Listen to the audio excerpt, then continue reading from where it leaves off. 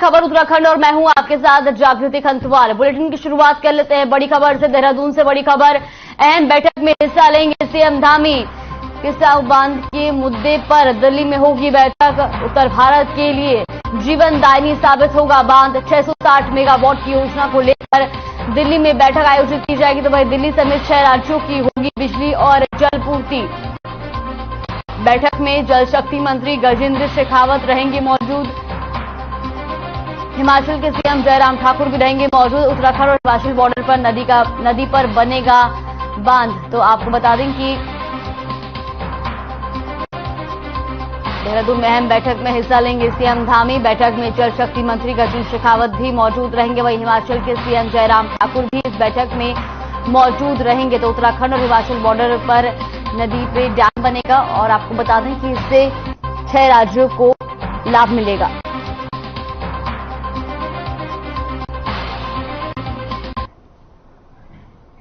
रुक कर लेते अगली बड़ी खबर की ओर। बड़ी खबर देहरादून से, एलआईसी बिल्डिंग को कराया जाएगा खाली। सुप्रीम कोर्ट ने एलआईसी के पक्ष में दिए आदेश।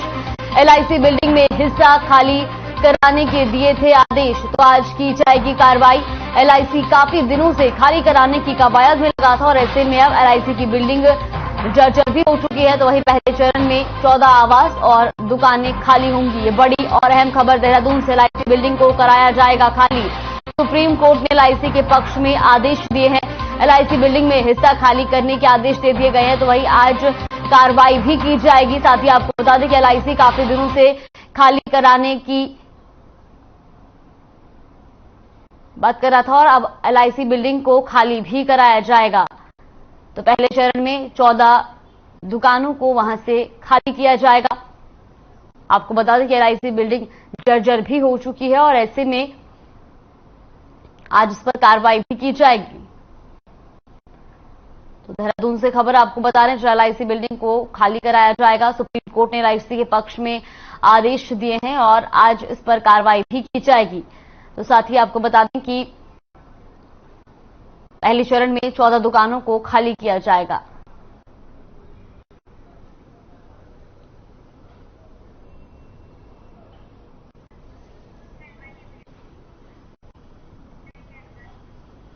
मुख्य सचिव डॉक्टर एसएस संधू ने देहरादून सचिवालय में शहर की ट्रैफिक की समस्या को लेकर एक संबंधित विभाग के साथ बैठक की।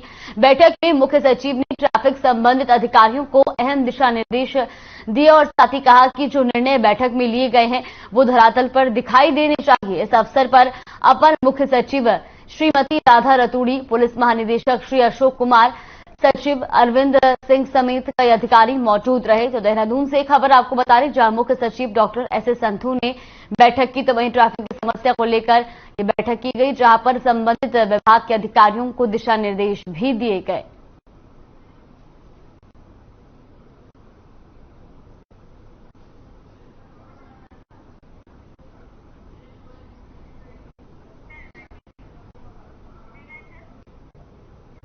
बागेश्वर में मंडलायुक्त दीपक रावत ने जिला कार्यालय का निरीक्षण किया। इस दौरान अधिकारियों के साथ कई विकास कार्यों को लेकर समीक्षा बैठक की। साथ ही उन्होंने सभी अधिकारियों को विकास कार्यों को गुणवत्तापूर्ण तरीके से करने के निर्देश भी दिए। इसके अलावा कमिश्नर दीपक ने एडीएम प्राधिकरण, खनन सीआरए, आबकारी, आपदा प्रबंधन के रिकॉर्ड रूप का निरीक्षण किया। तो वहीं कमिश्नर दीपक ने अधिकारियों को सरकार की योजना का लाभ लोगों तक पहुंचाने का काम करने के निर्देश दिए हैं। बागेश्वर से खबर आपको बता रहे, जहां कमिश्नर ने कार्यालय का निरीक्षण किया। तो वहीं कई विकास कार्यों को लेकर बैठक की गई, जहां पर अधिकारियों को दिशा निर्देश भी दिए गए।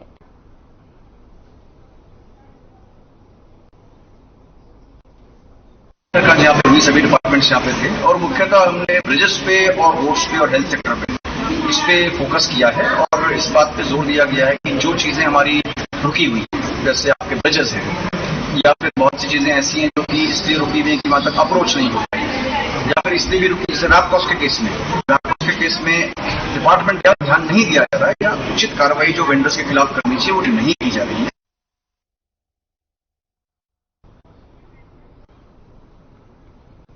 देहरादून में पेपर लीक मामले में एसटीएफ ने 41 में से 18 आरोपियों के खिलाफ चार्जशीट दाखिल की। बताया जा रहा है कि कोर्ट के संज्ञान लेने के बाद जल्द ही इन लोगों के खिलाफ ट्रायल शुरू होगा। इसके अलावा एसटीएफ हकाम सिंह और आरएमएस का कंपनी के मालिक समेत 23 आरोपियों के खिलाफ चार्जशीट तैयार करने में जुट गई है। आपको बता दें कि स्नातक स्तरीय भर्ती परीक्षा धांधली में सभी आरोपियों की गिरफ्तारी हो चुकी है। हालांकि दिसंबर 2021 में हुई परीक्षा की शुरुआत से ही धांधली की बातें कही जा रही थी। इस पर सीएम के आदेश पर बीते 22 जुलाई को रायपुर थाने में मुकदमा दर्ज हुआ था, जिसके बाद 24 जुलाई से एसटीएफ ने गिरफ्तारियां शुरू कर दी थी। तो वही एसटीएफ ने 21 आरोपियों पर पिछले दिनों गैंगस्टर एक्ट की कार्रवाई की थी। फिलहाल एसटीएफ ने सभी की जुडिशियल रिमांड मांगी थी और न्यायालय ने मंजूरी दे दी थी। देहरादून से खबर आपको बता रहे जेएनयू के एसएससी पेपर लीक मामले में 18 आरोपियों पर चार्जशीट दाखिल की गई है। तो वहीं आपको बता दें कि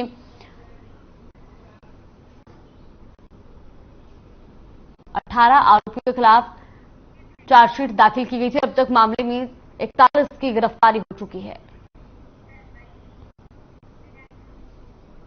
अल्मोड़ा जिले के विकास खंड सल्ट राजकीय इंटर कॉलेज टोटाम को जोड़ने वाली सड़क की हालत खस्ता है, जिससे स्कूल आने वाले छात्रों को भारी समस्या का सामना करना पड़ता है। आज गुस्साए छात्रों ने प्रदर्शन किया। छात्राओं का कहना है कि सड़क में गड्ढे ही गड्ढे हो गए हैं, इससे आवाजाही करना मुश्किल हो गया है। प्रशासन से कई बार गुहार लगा चुके हैं, लेकिन बावजूद इसके प्रशासन इसकी ओर कोई ध्यान नहीं दे रहा है। तो स्कूल जाने वाली सड़क की हालत खस्ता हो चुकी है। 5 ग्राम सभाओं के बच्चे पढ़ते हैं, लगभग 300 बच्चे यहाँ पढ़ते हैं, लेकिन ये रोड जो है पूरी तरह क्षतिग्रस्त हो गई है। इसमें जगह जगह पर गड्ढे हैं और लोक निर्माण विभाग द्वारा कई बार 1-2 बार बनाई गई है, लेकिन ढंग से नहीं बनाई है और इसमें कभी भी हादसा हो सकता है। तो मैं ये कहना चाहता हूँ कि मेरा विभाग इसमें तुरंत संज्ञान लेके इसको सही करे और ये गड्ढे जो है गड्ढों को सही करा जाए और रोड को सही ढंग से बनाया जाए।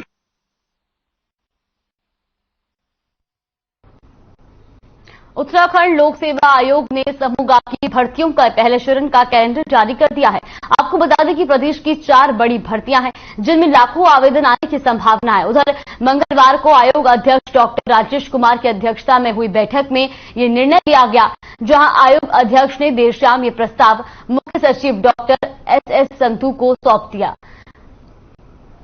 तो पुलिस कांस्टेबल भर्ती 7 अक्टूबर को विज्ञापन आएगा। वहीं 1541 पदों के लिए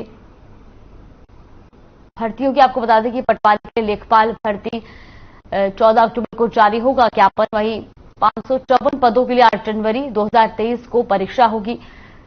वहीं फॉरेस्ट गार्ड भर्ती 21 अक्टूबर को इसका विज्ञापन आएगा और 894 पदों के लिए 22 जनवरी 2023 को परीक्षा होगी। सहायक लेखाकार लेखा परीक्षा भर्ती 28 अक्टूबर को इसका ज्ञापन आएगा।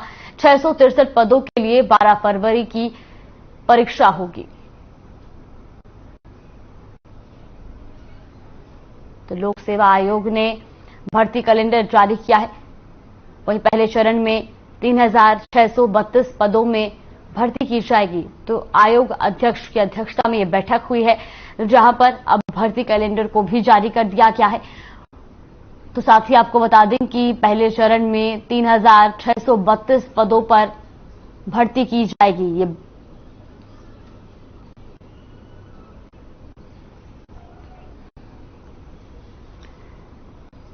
तो भर्ती कैलेंडर भी जारी हो चुका है और अब जल्द ही परीक्षाएं भी आयोजित की जाएंगी, जिसके बाद आपको बता दें कि पहले चरण में 3000 से ज्यादा भर्तियां होंगी।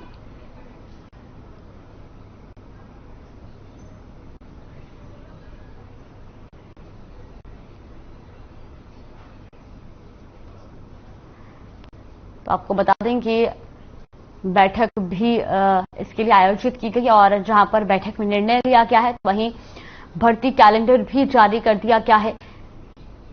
किस दिन कौन सी परीक्षा होनी है, इसकी भी तारीखें सामने आ चुकी हैं। और साथ ही आपको बता दें कि पहले चरण में 3632 पदों पर भर्ती की जाएगी। तो 7 अक्टूबर को आएगा विज्ञापन।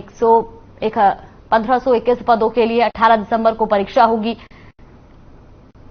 तो पुलिस वहीं पटवारी लेखपाल भर्ती 14 अक्टूबर को विज्ञापन जारी होगा। 554 पदों के लिए 8 जनवरी 2023 को परीक्षा आयोजित की जाएगी।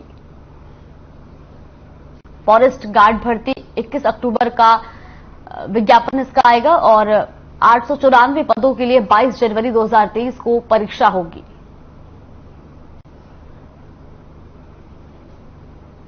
सहायक लेखाकार के लिए 28 अक्टूबर को ज्ञापन आएगा और 663 पदों के लिए 12 फरवरी को परीक्षा आयोजित की जाएगी।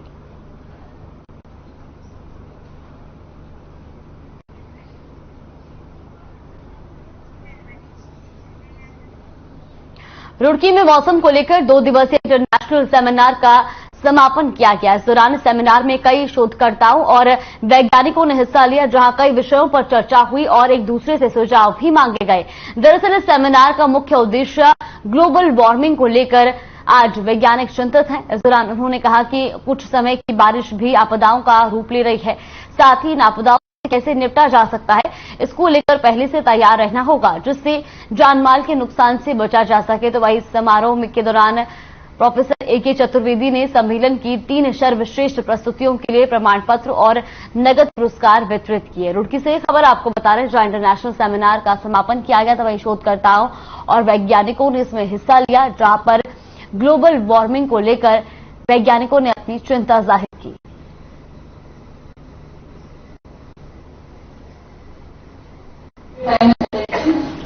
बहुत 2 दिन तक बहुत अच्छे पेपर्स प्रेजेंट हुए हैं और उसमें कई सारी बातें निकल के आई और एक अच्छी चीज़ ये है कि हम उसका सार रिकमेंडेशंस के रूप में हम रिलीज कर रहे हैं मीडिया में। और उसमें ये बात निकल के आई है कि जैसे हमारा विज्ञान काफ़ी बढ़ गया है, लेकिन उस विज्ञान को अगर हमें यूज़ करना है आपदाओं को फेस करने के लिए, तो एक कॉम्प्रिहेंसिव और इंटीग्रेटेड फ्रेमवर्क बनाना पड़ेगा।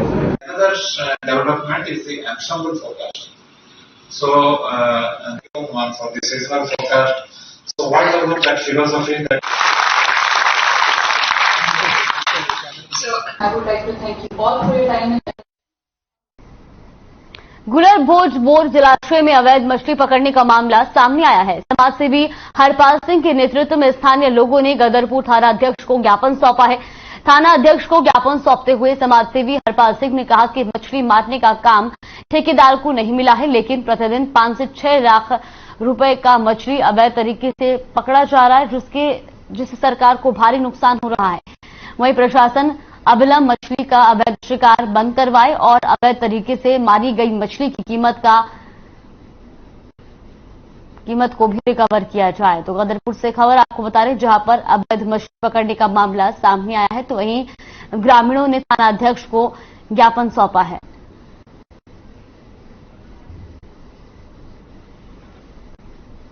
एएस कंपनी राजस्थान धौलपुर में ब्लैकलिस्ट है और ये ठेका करोड़ों रुपए का मात्र जो लगभग 40 लाख रुपए में लिया गया है और इनके पास कोई भी वर्क ऑर्डर नहीं है, जिसमें ये सरकार के साथ मिली भगत से यहाँ पे लाखों रुपए की डेली की मछली मारी जा रही है।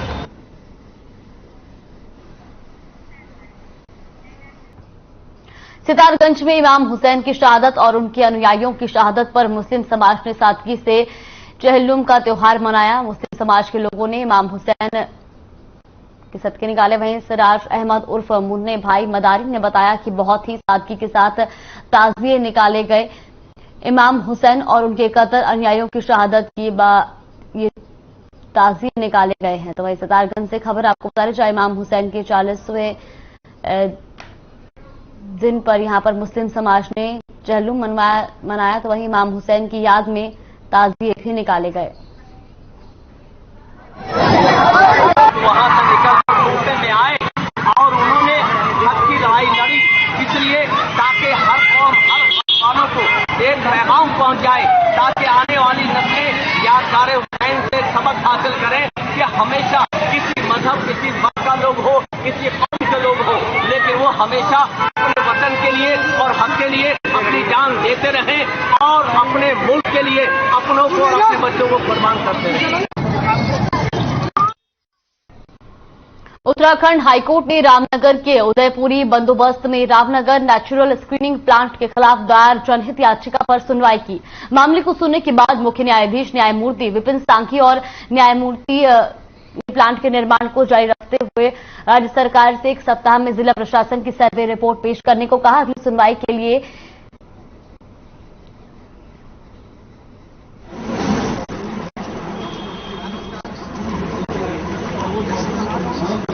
नगर में उदयपुरी बंदोबस्ती गांव में स्टोन क्रेशर की परमिशन दी गई थी रामनगर नेचुरल स्क्रीनिंग प्लांट को, जहां पर जो दूरी के मानक होते हैं उनमें शिथिलीकरण प्रदान किया गया था, यानी कि जो सामान्यतः दूरी होती है उससे कम दूरी पर ही आबादी से स्टोन क्रेशर लगाने की अनुमति दी गई थी। तो इस मामले में कोर्ट ने पूर्व में सर्वे के आदेश दिए गए थे, लेकिन जो सर्वे किया गया राज्य सरकार द्वारा उसकी रिपोर्ट आज कोर्ट में फाइल नहीं हुई थी। तो कोर्ट ने इस पर डायरेक्ट किया कि 1 सप्ताह के अंदर जो 13 जून को सर्वे किया गया है उसकी रिपोर्ट कोर्ट में दाखिल की जाए।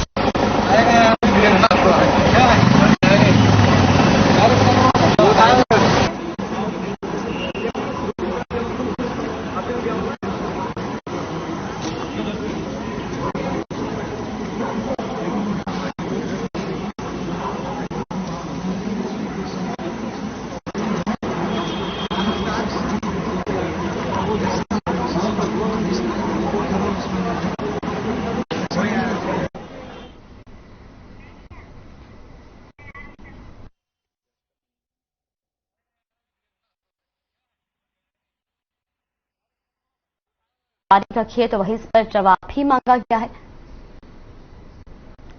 और स्क्रीनिंग प्लांट के निर्माण पर लगी रोक को जारी रखा है। रुक करते हैं बड़ी खबर का। मौसम विभाग ने भारी बारिश की दी चेतावनी। प्रदेश के 4 जनपदों में 24 घंटे का येलो अलर्ट। बागेश्वर, पिथौरागढ़, नैनीताल और चंपावत में अलर्ट जारी किया गया है। प्रदेश के अन्य जिलों में भी भारी बारिश की संभावना जताई गई, तो वही अधिकारियों को भी सतर्क रहने की हिदायत दी गई है।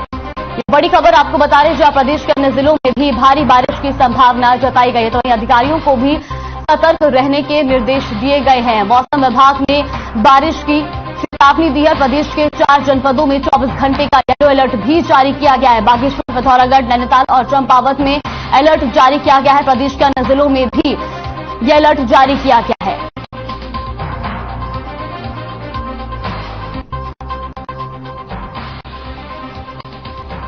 तो बागेश्वर, पिथौरागढ़, नैनीताल और चंपावत में 24 घंटे का येलो अलर्ट जारी किया गया है।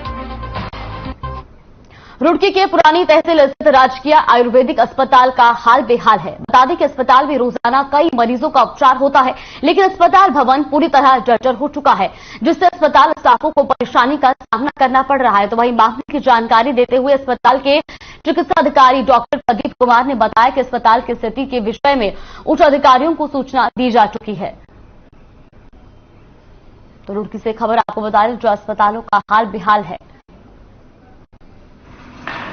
आयुर्वेदिक चिकित्सालय रुड़की है। यहाँ का भवन जो है बहुत पुराना है और जिसकी सूचना विभागीय तौर पे शासन को भी दी जा चुकी है। डीएम साहब के पास भी सूचना कई बार दे चुके हैं। अब हमारे विभाग के नाम ये संपत्ति नहीं होने के कारण इसका हमारे विभाग की तरफ से कुछ नहीं हो सकता और भवन कभी भी गिरने की कंडीशन में है। मेरे अभी जानकारी में आपके द्वारा विषय आया है, निश्चित रूप से मैं वहां जाके निरीक्षण करूंगा और जो भी वहां पर सरकारी सुविधाओं की आवश्यकता होगी निश्चित रूप से उसके लिए स्वास्थ्य मंत्री और माननीय मुख्यमंत्री से बात भी की जाएगी। आयुर्वेदिक चिकित्सा को बढ़ावा देने के लिए सरकार विशेष रूप से प्रयासरत है। माननीय पुष्कर सिंह धामी जी विशेष रूप से ऐसे क्षेत्रों में बहुत अग्रेसिव होकर के काम कर रहे हैं। निश्चित रूप से सरकार उसका संज्ञान लेगी, मैं पूरा कोशिश करूंगा। रुक करते हैं बड़ी खबर का। देहरादून से बड़ी खबर, धामी कैबिनेट में जल्द हो सकता है बड़ा फेरबदल। कैबिनेट में 3 से 4 मंत्री हो सकते हैं ड्रॉप।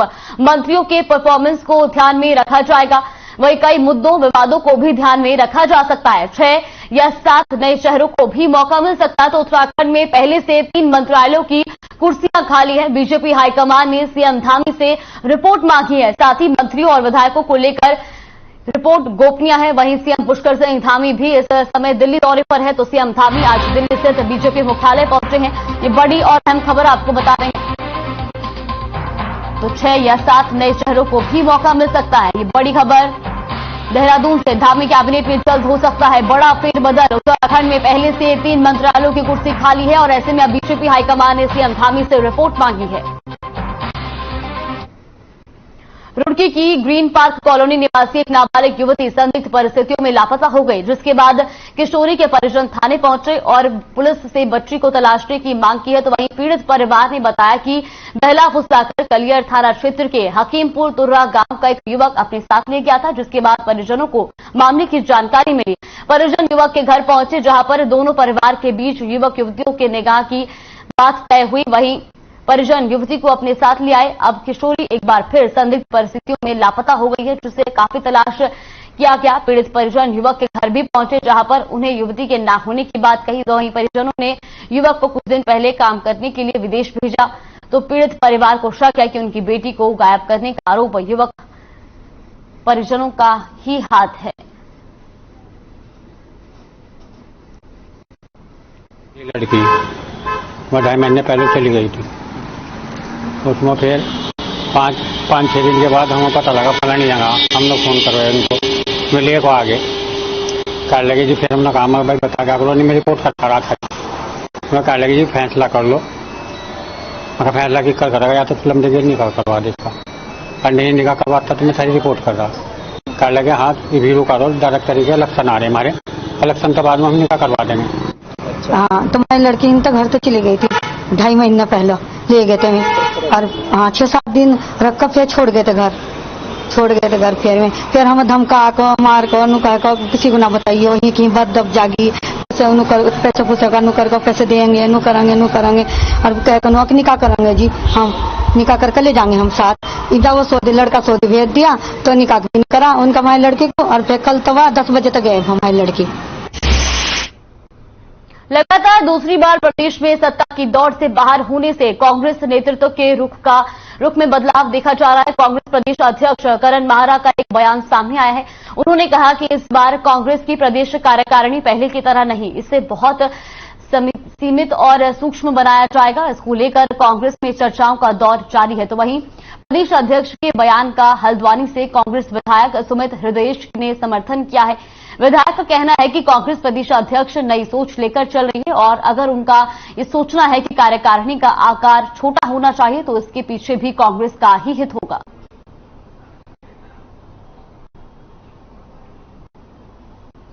देखिए प्रदेश अध्यक्ष अभी उन्होंने पदभार संभाला है, तो एक सोच के साथ राहुल जी ने उन पर भरोसा रखा है। मेरे को विश्वास है कि जो वो निर्णय लेंगे वो कांग्रेस के हित में निर्णय होगा। और ये सीमित हो बड़ी हो, लोग ऐसे उसमें होने चाहिए जो जमीन पर कार्य करते हैं और जो लोग कांग्रेस के लिए हर समय तन्मयता के साथ आगे बढ़ने को तैयार है। तो अगर ऐसे लोग उसमें सम्मिलित होंगे तो कांग्रेस के लिए अच्छा होगा। अब आप भारतीय जनता पार्टी की अगर देखें कार्यकारिणी, उनके 3 कुल महामंत्री होते हैं। तो अगर कांग्रेस में अगर वो चाह रहे हैं ऐसी कोई चीज, तो हमें देखना पड़ेगा क्वालिटी ओवर क्वांटिटी कि क्या है, किस किस को वो पदभार दे रहे हैं, क्या जिम्मेदारी दे रहे हैं।